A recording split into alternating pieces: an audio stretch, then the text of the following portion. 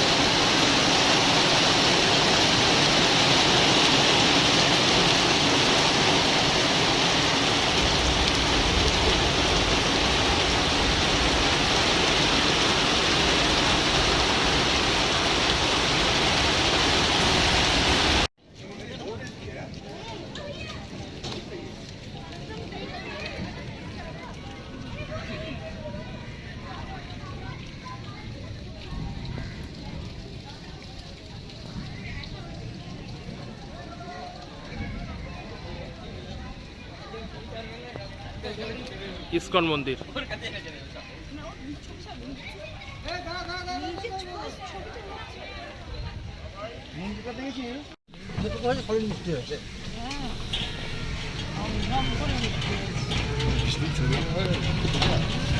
বানায় সব অবিকল বানাতে গেলে ভেঙে গেছে।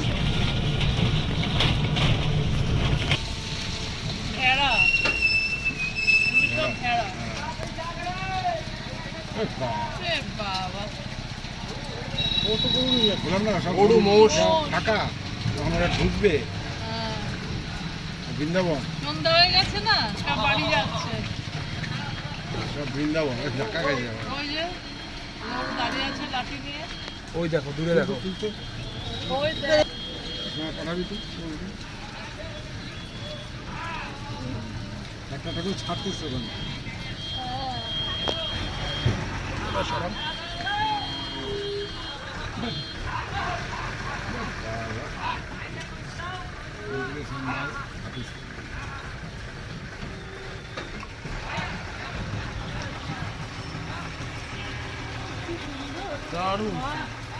এ গরু কোথায় আছে দাদা? এ গরু কোথায় আছে?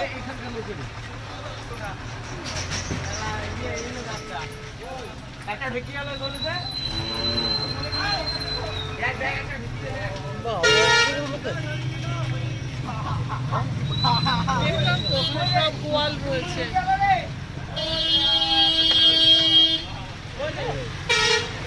ভয় পেয়ে গেছে গাড়িগুলো একবারে গাড়িগুলো, দেখো একটু দাঁড়িয়ে যা। হ্যাঁ ভয় পেয়ে যাচ্ছে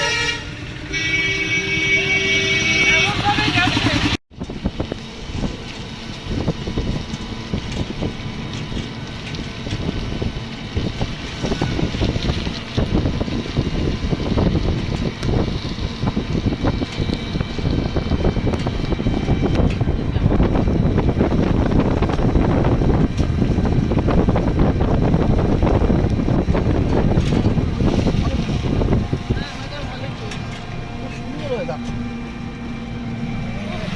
এত গরম ছিল, বৃষ্টির পরে একদম চারিদিকে ঠান্ডা ঠান্ডা হাওয়া দিচ্ছে, আমাদের শীত পড়ে গেছে, এরকম ঠান্ডা হাওয়া দিচ্ছে। চারদিকে পরিবেশটা খুব সুন্দর। একেবারে গাছপালা সব বিস্তারিত হয়ে একদম সবুজে চারিদিকে সবুজ আর দূর দূরান্ত সবুজে ঢাকা।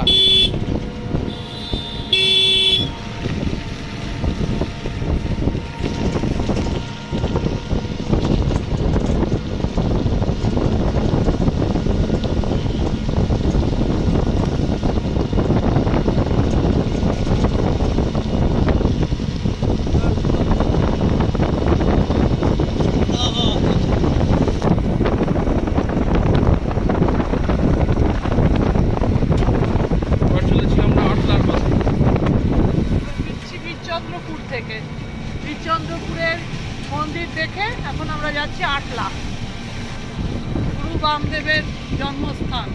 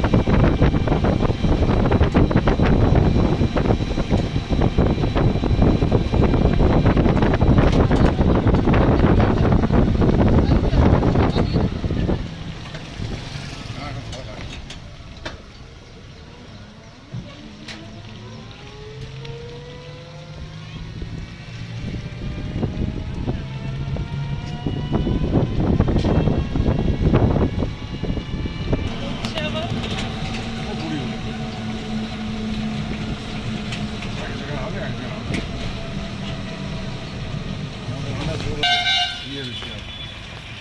আজকে বৃষ্টি না হয়েছে তবে আমরা তো মাঠে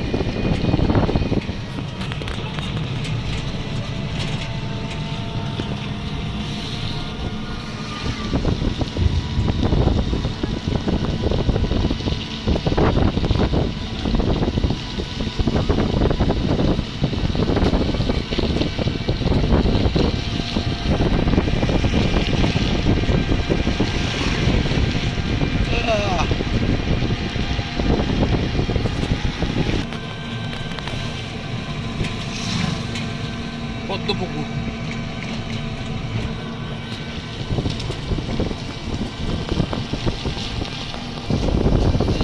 পুরো পদ্মপুকুর।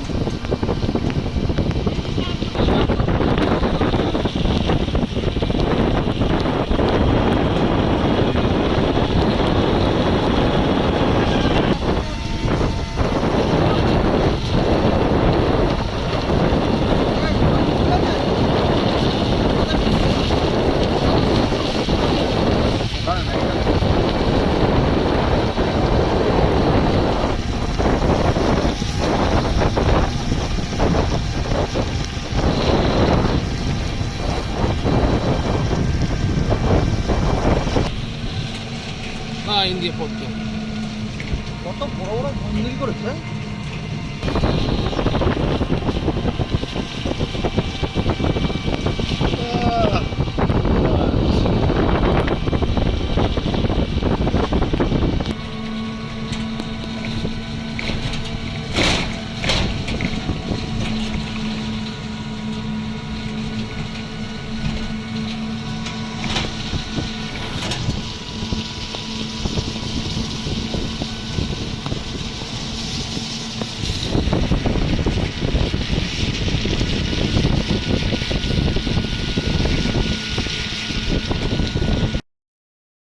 আমরা এখন আটলার পথে চলেছি।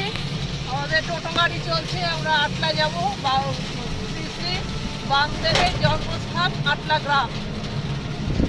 বাইরে বৃষ্টি পড়ছে, তার মধ্যে আমরা করে এগিয়ে চলেছি।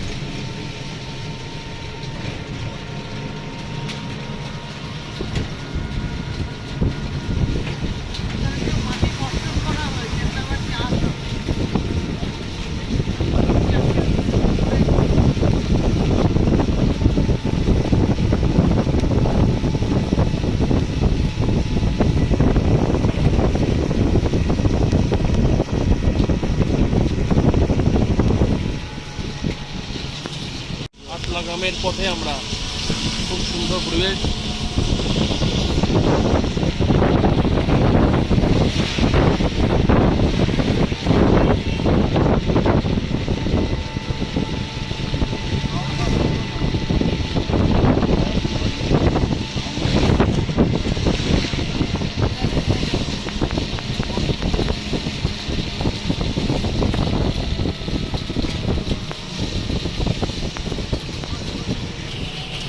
আটলা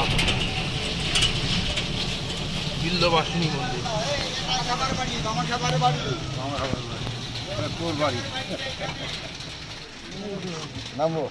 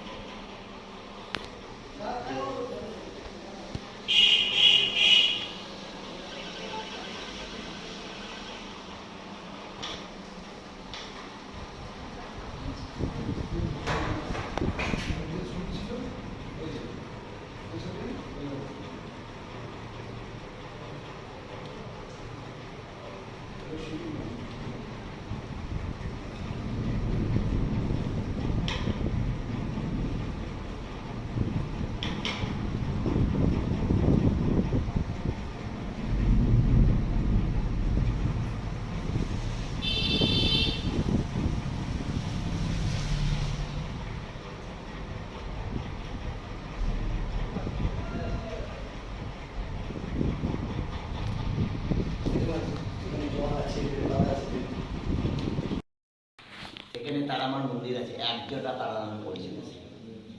প্রচুর বৈশিষ্ট্য, এত খিদে পেয়েছে এবং এত জলের চেষ্টা পেয়েছে, বৈশিষ্ট্য আর চটপট চলতে পারছে না। মাকে ওখানে নামিয়ে দেখে একটা ছোট্ট জলাশয় আছে, জলাশয়ের চারিদিকে প্রচুর মাছ কলাই আছে। ও আমরা মাছ কলাই গেলা ছিঁড়ে পেট ভরে খেয়ে জল খেয়ে নেব।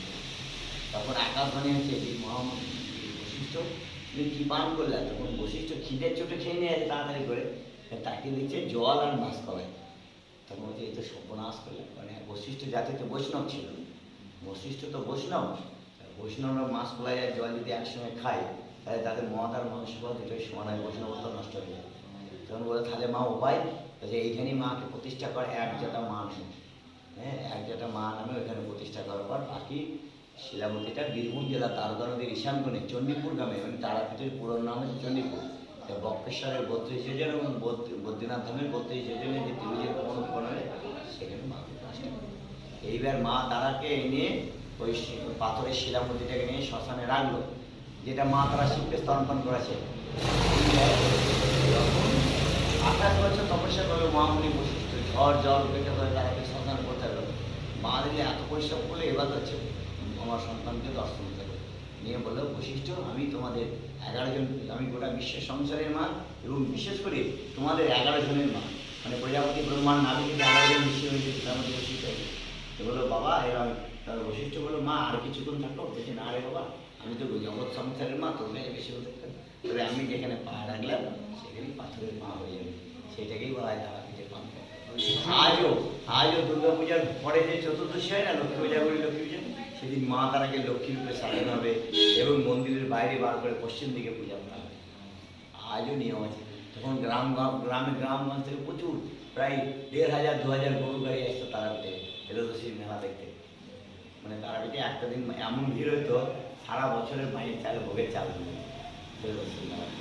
তা ঘটনা হচ্ছে মা তারার মন্দির আজকের নয়, মা তারার মন্দির প্রায় 10,000 বছর আগেকার ঘটনা। এবার বামদের কী করলো, বামদের জয়দত্ত সদাগর, এই সদাগর জয়দত্ত বাণিজ্য করতে এসেছিল, সপ্ত নৌকায় যত ধন সম্পত্তি ছিল, ছোট্ট বাচ্চা মেয়েরা জিজ্ঞেস করলো এই সদাগর তোর নৌকায় কী ভরা আছে, তখন বলে এই বিরক্ত করিস না, আমার নৌকায় ছাই ভরা আছে। সপ্ত নৌকায় যত ধন সম্পত্তি ছিল সব ছাই হয়ে গেল। তখন সদাগরের ছেলেটা মরে গেল, বাবা শ্বাসকষ্ট হচ্ছে বলে ছেলেটা মরে গেল। তখন মেয়েটা হাসতে হাসতে বলে তুই তো বলি তোর নৌকায় যা ভরা আছে সব ছাই ভরা আছে, তাহলে মরা ছেলেটাকে সামনে শ্মশানে পুড়িয়ে দিয়ে গেলি ছাই নিয়ে তোর বউর কাছে নিয়ে। বলছে না আমি বাণিজ্য করে তার মাকে আমি মরা সন্তান উপহার দেবো, কখনো নিতে পারে, আমি দেবাদেবী মহাদেবের ভক্ত। তখন মাঝির একটা শোল মাছ ধরে পিস করে কেটে ওই মা তারার মন্দিরের সামনে পুকুরটা নাই, তারা মন্দিরের সামনে পুকুরে ধুতে যায়, কোটা মাছটা গোটা হয়ে যায়। কোটা মাছটা যখন গোটা হয়ে যায় তখন পুকুরটা, হ্যাঁ তখন মাঝিরা দেখলো মরা ছেলে ঘর নিয়ে কী হবে, যখন কোটা মাছ গোটা হয়ে গেলো তখন সদাগর বলছে তোরা মদ খেয়েছিস, তোরা ভুল বকছিস, কোটা মাছ কোনো গোটা হয়। তখন বলে এই সদাগর তো আমার কথা বিশ্বাস করবে না, ওই মরা ছেলেটাকে মাঝিরা নিয়ে ওই পুকুরে ফেলে দেয়। ওই মা তারার মন্দিরের সামনে যে পুকুরটা আছে, ওই মা তারার মন্দিরের সামনে তখন প্রচণ্ড পরিমাণে ঝড় বৃষ্টি, বিদ্যুৎ চমকাতে লাগলে, যান বাঁচাতে কে কোন দিকে পালাচ্ছে। কিন্তু যে সন্তানের পিতা সেই সদাগর, তেজস্বী সদাগর, ও পুকুরের পাড়ে চুপ করে বসে আছে, আর বাঁশের ঝাড় জঙ্গল, হ্যাঁ সারা রাত ওখানে বসে থাকে। যদি ছেলেটা উঠে আসে ভোরবেলায় মায়ের যখন দরজা খোলে তখন ছেলে জল থেকে আলো নিয়ে উঠে আসে। সে অপূর্ব বলে বাবা তুমি এইখানে বসেছো, যে হ্যাঁ বাবা আমি সারা রাত এখানে বসে আছি। বলছি কেন? তাহলে এমনি বাবা অপূর্ব তার কিছু মনে নাই, ওখানে চান টান করে বোধ হয় অপূর্ব এসে মায়ের মন্দিরে বুঝিয়ে দিল। তা বলছে যে যখন সদাগর যখন নদীতে ফিরে এসে দেখছে সপ্ত নৌকায় যত ধন সম্পত্তি সব তো ছাই হয়েছিল, সেগুলো আবার পুরোনায়। তখন সদাগর অবাক হয়ে বলে এই সত্যিকারে, তখন অপূর্বকে বলে তুমি মাঝিদের সঙ্গে বাড়ি চলে যাও, তোমার মায়েরটা চলে যাও, সমস্ত ধন সম্পত্তি বিক্রি করে এই মন্দিরটা নির্মাণ করা আছে। কারণ এই মন্দিরটা বান্ধবী ভেঙে দিয়েছিল, কারণ বান্ধবী যখন ভোগ খেয়ে নিয়েছিলেন যে তারামার ভোগ খেয়ে নিয়েছিলেন যে পান্ডারা যখন বেঁধে মারে, তখন মা তারাকে গালাগালি করেছিল চরম বান্ধব, যে খেলি দিই তো আমার মার ফলে হ্যান ত্যান করে মা তারাকে যতটা এসে গালাগালি নিয়েছে, তোর মুখ দেখবো না, তোর মন্দির আসো না।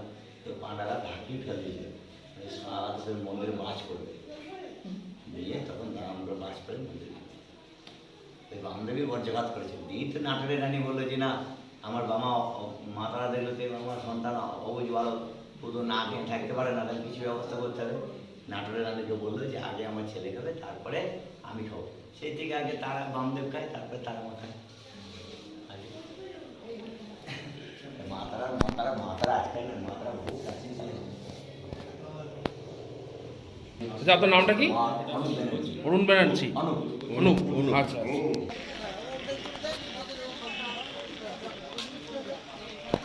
হ্যাঁ।